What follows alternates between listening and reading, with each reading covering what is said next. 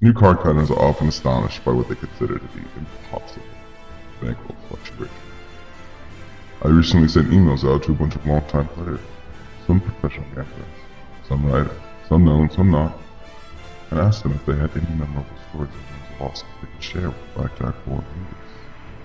I contacted card counters, shuffle trackers, blackjack team players, whole card players, old-time concealed blackjack computer players, video poker players, tournament players, sports bettors, internet gamblers, comp and coupon hustler, and even an admitted cheater.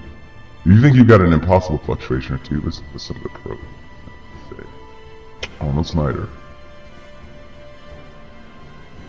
Story number 1. Tobaska. Tabasco. 1.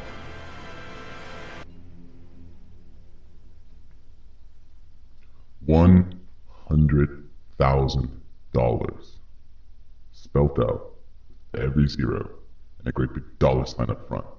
That's $100,000. When I started playing blackjack, winning 100,000 was the benchmark. If you had, you were a pro. Any amateur could win 1,000 at 10. That was fluctuation. 100,000 was work. It took a long time. 100,000 was work. It took a long time, usually a couple of years to win 100,000. Once won, we knew that you never had to worry about going lifetime stuck. Malcolm, a flamboyant fixture on the blackjack scene, won his in a little over a year.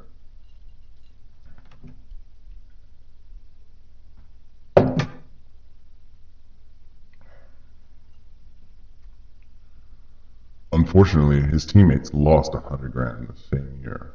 Woody, a mutual friend, has won $140,000 lifetime and has saved $160,000.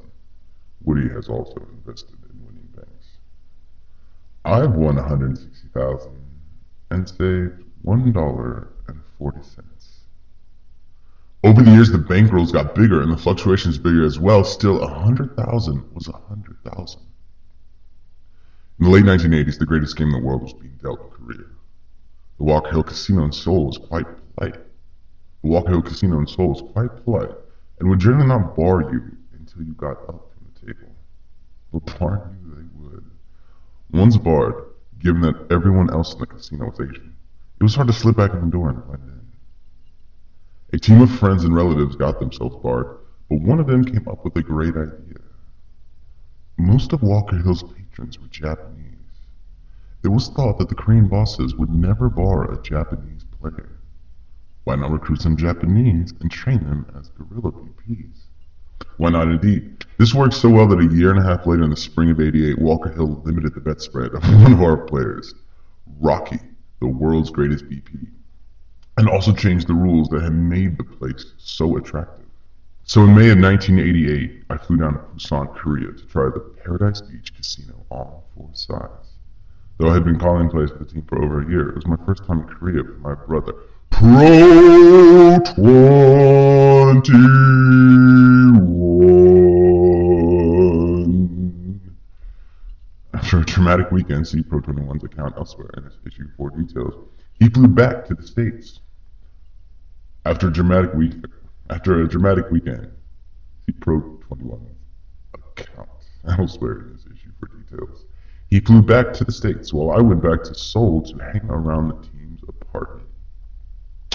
One good way to get hired for the next trip, in preference to other freelance PCs, is to already be there, 8,000 miles away, which saves the team airfare. Every few weeks, through the summer, a second play caller would arrive, BP in tow. We played from Friday night through Sunday afternoon because the casino was empty during the week. Play callers needed to sleep a few hours between shifts, but we worked our BPs relentlessly. Rocky set the record. 39 hours at the table in a 44-hour period. Finally came a trip where a bad thing happened. The casino decided that Rocky was winning too much and called Walker Hill to see if they knew him. It probably had health matters that a Yakuza boss whom I had run-ins with at Seoul, lost 50,000 playing with one of us one afternoon and started screaming that it was all Rocky's fault because he played like an American.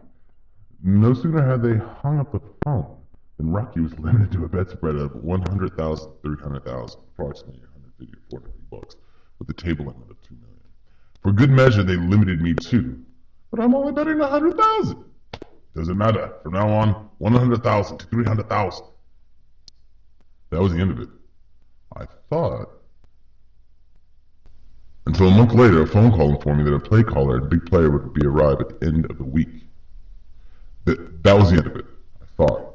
Until a month later, a phone call informed me that a play caller and big player would be arriving at the end of the week. Where are we going?